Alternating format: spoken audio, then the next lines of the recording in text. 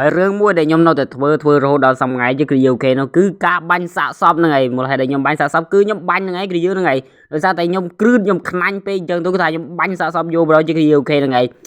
ម្នាក់ដែលខ្ញុំបាញ់សាកសពនោះភាគច្រើនគឺជាអ្នកដែលចាប់ហាន់ហ្នឹងហើយមួយទៀតគឺបាញ់គ្នាចុះឡើងយូរមែនទែនហើយគេបាញ់យើងងឹបហើយយើងគេឌឺយើងដល់ហើយធ្វើយើងទៅការបាញ់គេងឹបវិញក៏យើងទៅការសងសើវិញអញ្ចឹងទៅដោយកន្លែងត្រផងដែរគឺថាប្រាដើមនេះគឺចាប់ហាន់ហ្នឹងហើយដល់ពេលចាប់ហាន់ទៅគឺថាគ្នាខ្ញុំក៏បានទៅជួយដែរហ្នឹងហើយអញ្ចឹងទៅគឺខ្ញុំបានមើលទីតាំង map ហើយក៏មើលចុះមើលឡើងជាគ្រាអូខេហ្នឹងហើយចាំតែជួយបានកំណត់ដាក់ទីតាំងមកហ្នឹងហើយអូខេឥឡូវនេះផងដែរគឺថាខ្ញុំធ្វើការបានកំណត់ទីតាំងរួចហើយគ្រាខ្ញុំទៅការទៅជួយយកឥ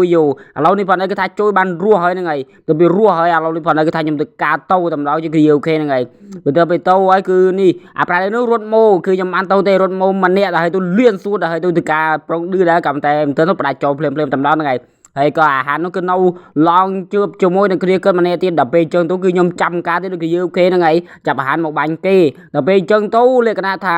អ្នកចាប់ហាន់ត្រូវតែបាញ់អ្នកដែលជិបហាន់ហ្នឹងឲ្យងើបបានវាត្រូវនៃគ្រាយើងក៏ប៉ុន្តែចាប់ហាន់បែរជាទឹកដៃដូចអាចឲ្យត្រូវអ្នកជិបហាន់នោះបាញ់វិញទៅគ្រាអូខេដូចតែផងដែរគឺដាក់ប្រាដើមអ្នកនោះអូខេសល់តែម្នាក់ទៀតហ្នឹងឯងចាំកាលទីការបួចូលតែម្ដងទៅគ្រាយើងដោយសារតែអាប្រាដើមអ្នកហ្នឹងគឺថាទឹកដៃខ្លាំងមែនទេចេះចាប់ហាន់ចេះចាប់អីទេក៏ប៉ុន្តែទឹកដៃដូចអាច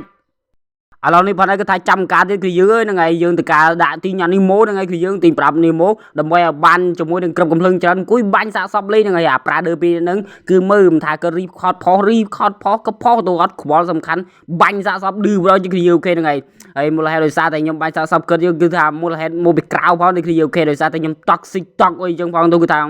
ខ្នាញ់បដ ாய் គ្រឺតបដ ாய் ចឹងគឺថាបាញ់ងឹបអង្គុយបាញ់សាកសពចឹងបដ ாய் គ្រាហ្នឹងហើយកុំអោយអ្នកដែលចាប់ហាន់ខ្លះទឹកដៃដូចអាចទេក៏ប៉ុន្តែមកធ្វើខ្លួនឯងខ្លាំងហើយទេដែលចាប់ហាន់គេក៏តែធ្វើទឹកដៃកាចឹងបោះទៅទៀត